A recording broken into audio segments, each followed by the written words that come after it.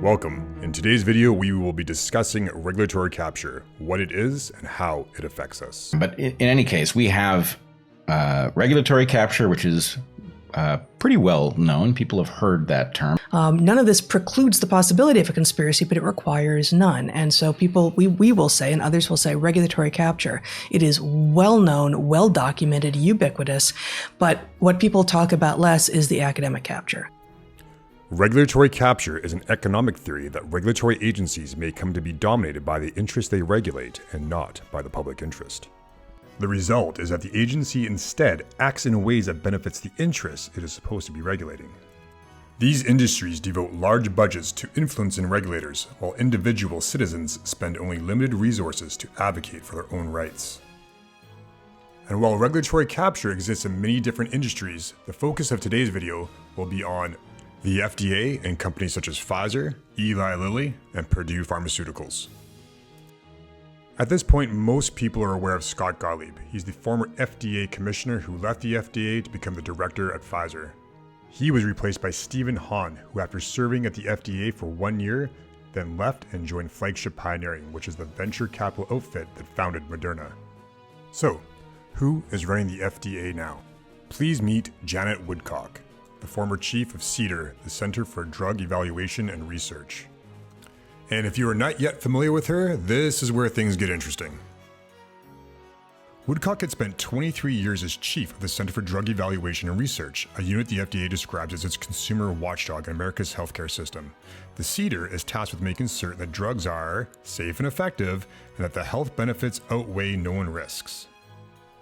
Woodcock, often referred to as the top drug cop, had been in charge of CDER for only a year in '95 when the FDA considered approving Oxycontin for sale to the public. Woodcock was still chief of the FDA's watchdog group in 2001 when advocates argued for changes to Oxycontin label to address the rapidly increasing rates of addiction and overdose. The FDA and Woodcock rebuffed most of the proposed reforms and instead approved mostly inconsequential changes to Oxy's label. The victims group had asked the FDA to rescind its endorsement of dispensing Oxy for chronic pain. Instead, the revised label said Oxycontin was for the management of moderate to severe pain when a continuous, around-the-clock analgesic is needed for an extended period of time. Former FDA Commissioner David Kessler contends that the label change was a blank check. The broad language resulted in billions in additional sales for Purdue. As evidence poured in that opioid prescribing had exploded and that overdoses followed, the FDA hurriedly convened an advisory panel of 10 experts the following year and tasked them with recommending whether the agency should forbid dispensing opioids for chronic pain. There was no notice from Woodcock or the agency that Purdue had paid 5 of those panelists as consultants or through its speakers program. 3 others had done similar work for other opioid manufacturers. Not surprisingly, the panel recommended no change in the FDA's permissive labeling. According to the CDC, during Woodcock's stint as the director of CDER, 841,000 people died from drug overdoses, and 70% of those overdose deaths were from prescription opioids, heroin, or synthetic opioids like fentanyl. From Dr. Rayford Brown, chair of the Opioid Advisory Committee, quote, "There was a war inside the FDA between those officials who had failed to learn the lessons about the deadly epidemic and those who had." In an unusually blunt assessment, Brown said that the FDA had learned nothing. The lack of insight that continues to be exhibited by the agency is in many ways a willful blindness that borders on the criminal. And what is the end result of this borderline criminal activity? Hundreds of thousands of people have died from these drugs and millions have had their lives destroyed. The Sacklers, who own 100% of Purdue, made as much as $12 to $13 billion in profits. And Janet Woodcock was promoted to the head of the FDA by Biden in 2021. So Woodcock replaced Hahn because he went to Moderna. Hahn had replaced Gottlieb because he went to Pfizer. Now we get to meet who replaced Woodcock at the CDER. And that is Patricia Cavazzoni, MD. Now to get some background information on Dr. Cavazzoni, we can go to the FDA website. There it says, after her tenure in academic medicine, Dr. Cavazzoni worked in the pharmaceutical industry for several years and held senior executive positions in clinical development, regulatory affairs, and safety risk management in large companies across multiple therapeutic areas until she joined the FDA. Not surprisingly, they're leaving out some pretty important information, such as her role at Eli Lilly as well as Pfizer. If you're not familiar with Eli Lilly, they are a company who received at the time the largest criminal fine of $1.4 billion around the Zyprexa drug. Eli Lilly and Company officials wrote medical journal studies about the antipsychotic Zyprexa and then asked doctors to put their names on the articles, a practice called ghostwriting, according to the unsealed company files.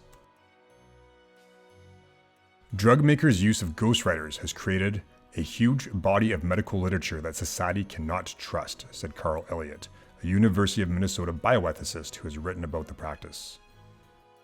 One example would be where Lilly officials had emailed journal editors to complain about delays in publishing favorable Zyprexa articles, according to the unsealed documents.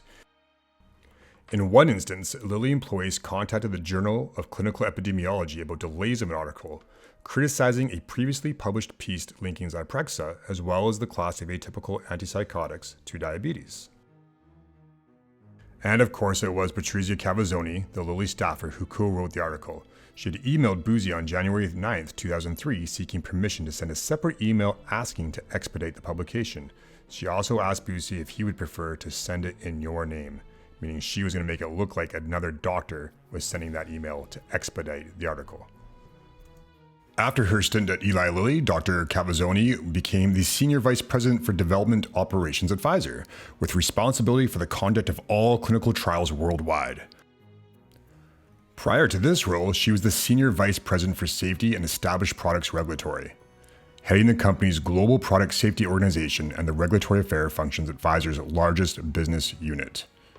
Interesting that the FDA did not mention that part on their website. So given the history of two of the most powerful people at the FDA, is it reasonable to consider that there is indeed regulatory capture? Has the FDA become dominated by the interests they regulate and not by the public interest? Does the agency instead act in ways that benefit the interests it is supposed to be regulating? And if so, where does that leave us?